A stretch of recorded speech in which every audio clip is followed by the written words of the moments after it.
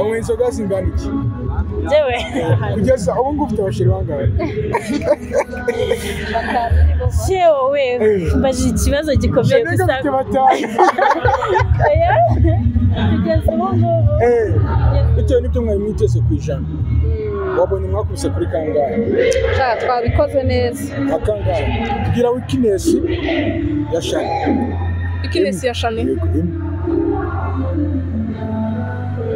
ubu nitije kwibuka binyangamugaye yego mukaza ari kapana muzima busanzwe mu bintu by'ubusizi n'ubuhanzi n'ubutahira n'ibiki twirirwanamo kugira weakness ya Liza to be honest Liza dusanzwe turi inshuti dukorana nyine duhura duciringa ibintu byinshi ariko nyine ikintu cya mbere nyine mbona kuri Liza weakness ya Janet weakness ya Janet rero mu by'ukuri Janet mu by'ukuri ni umukuru Janet ni umukobwa w'umuhanga ariko usizi rumaga nyine nkunda ibisigo bye cyane biba birimo ubuhanga bwinshi nibe bintu bitatu akurusha bitatu andusha ari umusizi gusa bagafasha ubona urishimye fayo nukuri Imana niyikiza ibibazo reka gutinda mu babisha namenye ko ari yitanga umutuzo yes ubu ngubu ndi kumwe n'abasizi muri kutubona n'abasizi basa neza cyane utiyobe ko turabyita muri n'utiyobe yes mwagize performance nziza turi hano muri kaminuza y'u Rwanda ni performance mwateguye bituma abanza kutwibwira ndagenda nganiriza umwe muri batatu umwe wowe witwa nde murakoze amazina nitwa Niyigena Elise ariko iyo ndi kumwe n'imfura nataramye bandamutsa umusizi Liza yego guma Kadirimana yego muri kubana uri hagati ni nawe so wafashe ijambo rinini yego njye narwo bwa mbere mubonye ejo turi kumwe turi kwibuka ku nshuro ya 31 muri kaminuza y'u Rwanda yego umeze neza yego umeze neza nakoze amazina yanjye nitwa Zanamahoro Janet izina ry'ubuhanzi nitwa umusizi Nyiringanzo ariko nkaba mfite channel yitwa Jenny Bring Peace kuri gusanga ibyongereza abakobwa ntabwo biba byoroshye channel yitwa Jenny Bring Peace uyu nguyu turi kumwe muri kumubona ku ruhande yitwa Shani njye nari muzi yiga ibintu by'ubuyobozi ariko yabaye n'umusizi cyane umeze neza nta kibazo niyo njye no gutamira kubera ko wowe ndakwisanzura wa cyane iyi performance muri batatu mwateguye igihe kingana kugira ngo muze mwateguye kuri urwego musa neza mwambaye fresh bisa nkaho muri abamarayika murakoze performance nawe ntabwo twateguye igihe kinini twabimenyeje uyu muvandimwe nyine yaratwitabaje ko twamufasha afite igisigara performinga ko twamufasha nyine ni muri ubwo buryo twaje kumufasha ukuntu wambaye bashaka kugaragaza iki nambaye rero urabona nyine ni iby'umukobwa nk'uko igisigo yari yashizemo yari igisigo cyitwa umukobwa rero nyine twambaraga nk'abari ba kera ibi nyine bisimburiza nk'incabure muri make no ko nta ncabure zabonetse ariko ni incabure zikidahise bagira amakoma gutya uyu Janet we ndabona yagerageje kubihuza ni incabure we noneho byari byagoranye ariko yabashije kuboneka imwe basi nka sembore nyine yabashije kuboneka kugira ngo wenda bigaragare ko yari incabure twagombaga kwambara wenda n'izindi zari kuboneka ariko habaye ikibazo gituma zitaboneka ariko performance ntabwo yari buhagarare abantu benshi kugira ngo bagere imbere y'abantu benshi gusa ko hari ikindi kintu bigira cyo abatari cyo banywa inzoga zingana iki jewe nazi abantu babitekerezaho kujya imbere y'abantu ugapafominga bisaba kuba nyine kubafasha inzoga cyangwa se ibindi bintu bafata wababwira iki? Yego nyine icyo nabasha kubabwira ni uko ibyo ngibyo atari byo byakabaye bibafasha kuba bakwitinyuka bakagenda bagakora, kuko nyine mu mutwe wacu harimo ibintu byinshi kandi bitanga akamaro, by'ingirakamaro just byatuma nyine agenda agaperforminga neza kandi ibintu bikagenda neza atabashije gufata ibiyobyabwenge. Urugero, iyo ufashe umwanya ugatuza ukicara ugatekereza ikintu ugiye gukora, buriya ikintu cyose gihabwa imbaraga bitewe no kugiha umwanya no kucyitaho no kugiha agaciro. Ikindi cya kabiri, wite ku bacantege. Iyo witeye ku bacantege niyo byari byiza ntabwo bigenda neza, ariko iyo uwishyizemo imbaraga ukumva ko yaba ukurwanya yaba ugushyigikiye bose bari bubibone neza, ugira imbaraga ukabikora neza. Ku mutwe wambaye utuntu ndi kubona tune, ufite akaguru k'umweru waziritse gutya, noneho kakaba gafite n'akandi imbere abantu bari kukabona, tukagira n'uduti sinzi ukuntu tumeze. Ntabwo batwita uduti, batwita intambi. Mu muco nyarwanda batwita intambi. Bishatse gusobanura iki mu nganzo yawe? Icyo bisobanuye rero biragoye kugira ngo nyine mbyumvishe abantu, ariko icyo bisobanuye, uyu ni umuco nyarwanda. Nyine abakobwa bategaga urugori, ariko mbere y'uko batega urugori, urumva bategaga urugori bamaze kuba abategarugori nyine, yego bamaze kuba ababyeyi. Mbere y'uko baba ababyeyi bakiri abakobwa, bashyiragamo izi ntambi kugira ngo kibe ikimenyetso cyo gusa neza k'umukobwa. Icyo washatse gusa neza wenda abandi watubimye wambaye dutatu abanaka, nk'uko nabibabwiye, nk'uko inshabure yabonetse bigoranye ndibe nka Sembore, n'utu twabaye Sembore kubera ko aho twari bukure ibikoresho ntabwo byarangiye bitabonetse nyine, ariko ntabwo ari impamvu zacu, ni impamvu z'abagombaga kubiduha. Turagerageza dushaka ikimenyetso ahandi hantu, bwari uburyo bugoranye, ariko dushakamo ikimenyetso kugira ngo bize kugaragara ibyo twagombaga gukora.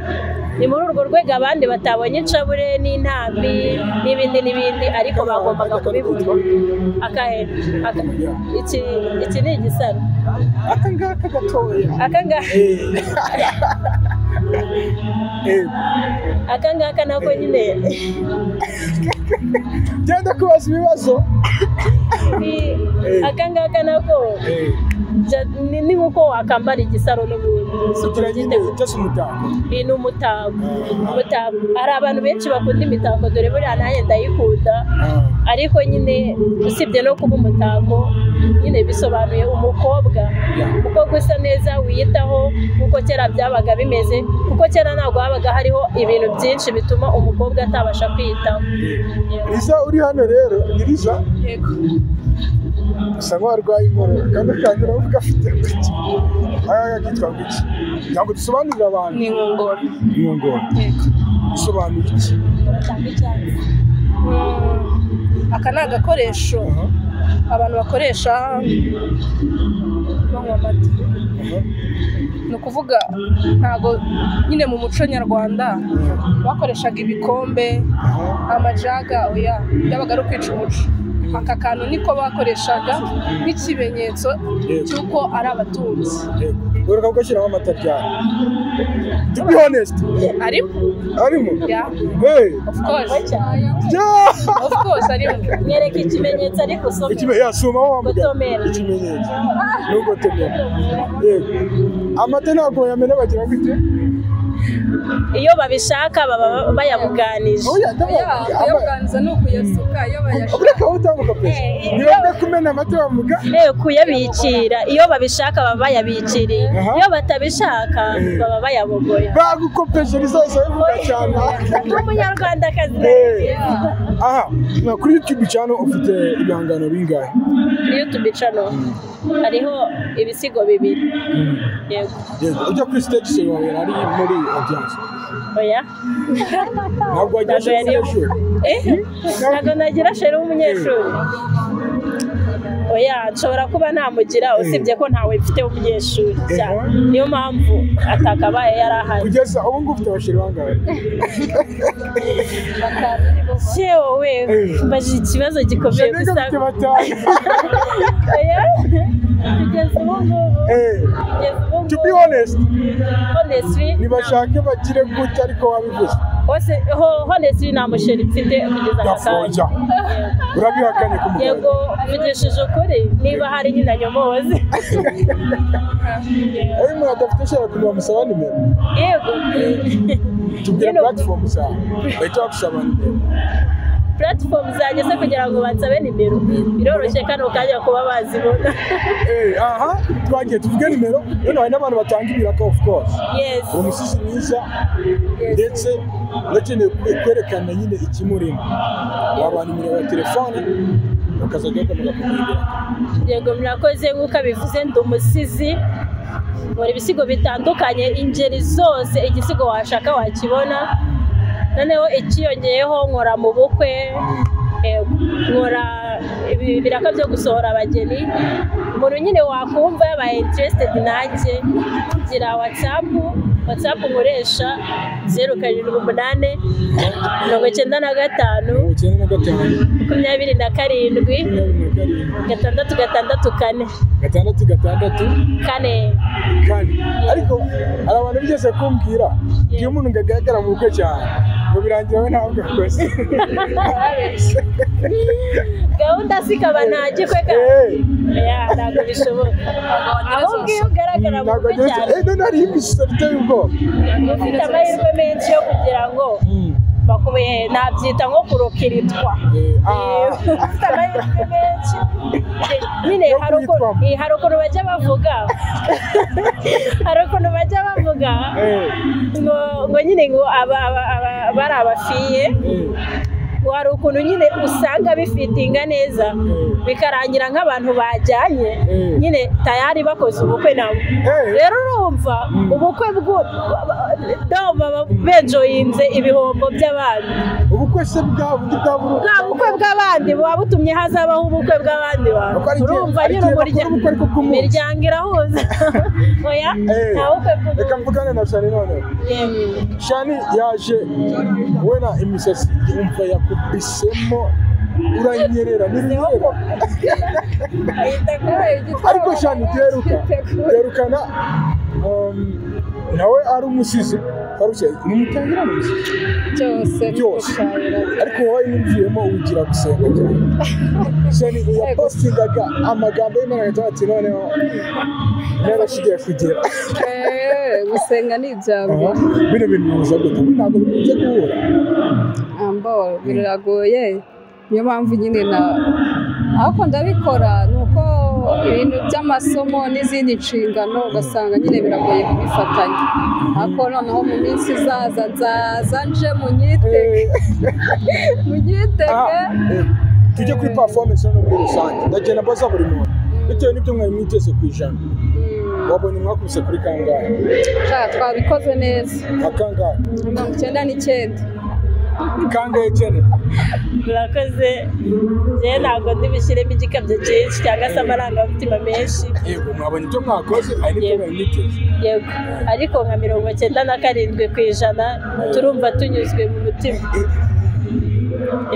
twagiye kuri Lisa mwagije kuri kangahe murakoze honest yego tubaye inyangamugayo yego ikinyarwanda nicyo cyiza kurenza kuvanga indimi yego nk'abasizi tugomba gukoresha ururimi rwacu gakondo tubaye inyangamugayo ubwanjye byagenze neza ku kigero cya 92%. Yego gira weakness ya Shani unitije kwivuga binyangamugayo yego mukazi ariko apana muzima musanzwe mu bintu by'ubusizi n'ubuhanzi n'ubutahira n'ibiki twirirwanamo Shani ntabwo agira weakness n'umuntu uri nta muntu utagira weakness oya nta muntu utagira weakness of course ariko weakness ye oya intege nke za Shani ntabwo ari ikintu kigaragara ku buryo buri wese yahita abona ko muri performance harimo weakness wowe nyine akantu wabonye akaweakness cyakuba atarakererwa oya Shani ntabwo akererwa yubahiriza igihe ahubwo hari ukuntu tugiye nko guperforminga nk'akantu nyine nakamubwira ngahita numva ambwiye ngo ntago akazi ntambwire basi ngo ngiye guhita nkiga ngahita ambwira ngo ntago nkazi ngahita numva nyine Tiyo kuri Janet gira weakness ya Liza. Weakness ya Liza.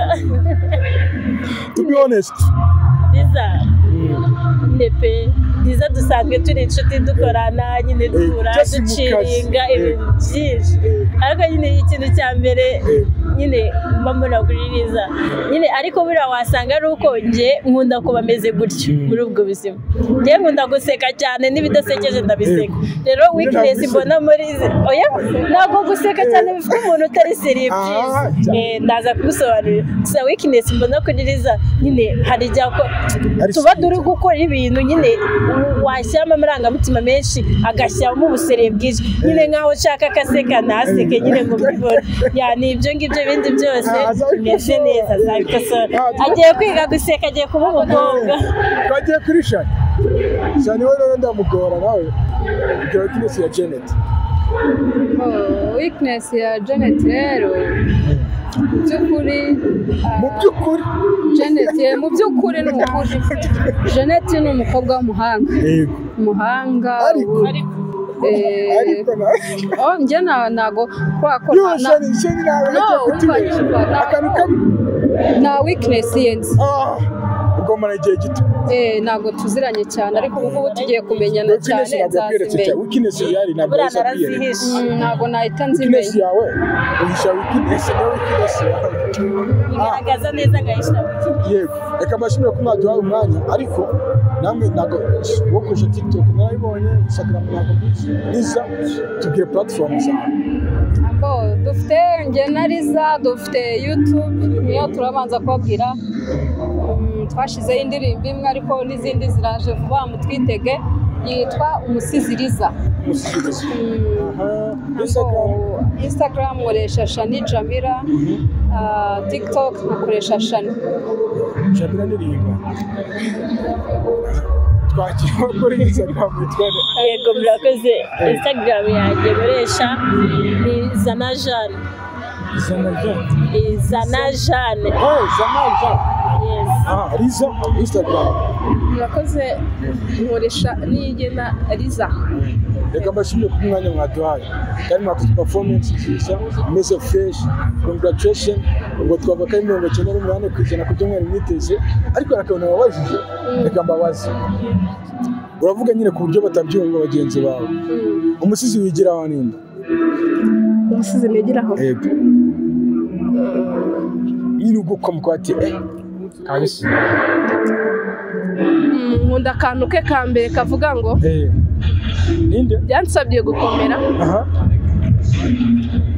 byansabye gukomera gukira ibikomere no gukomera kugira ngo nomore abandi bwangu bamwita umusizi Tuyisenge yego icyamumare of course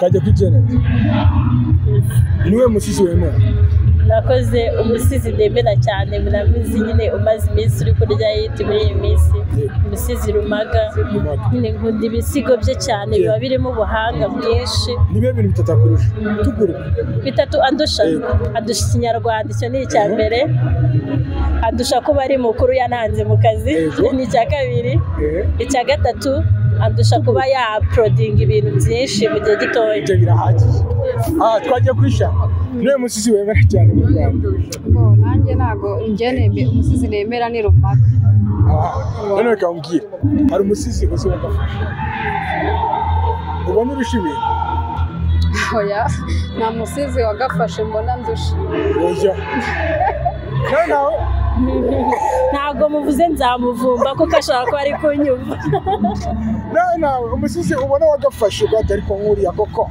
yakafashe ni oya wenda ntabwo wavuga ngo yagafashe uri he ariko hari abantu ubona ukabona ko ushobora kuba barusha ibintu ahubwo ikibura ari connection nk'iyo yabonye byonyine gisunika byonyine oya nawe uzamuvumba niko ndavuga ngo imbaraga nke z'umuntu bakavuga nyine imbaraga nyinshi bakavuga amahirwe n'ibindi ntago nanjye namuvuga yego reka mbashimire Imana ibahe umugisha kandi mukomeze mutere imbere muri abantu batanje mwabikoze kabisa yego murakoze cyane sawa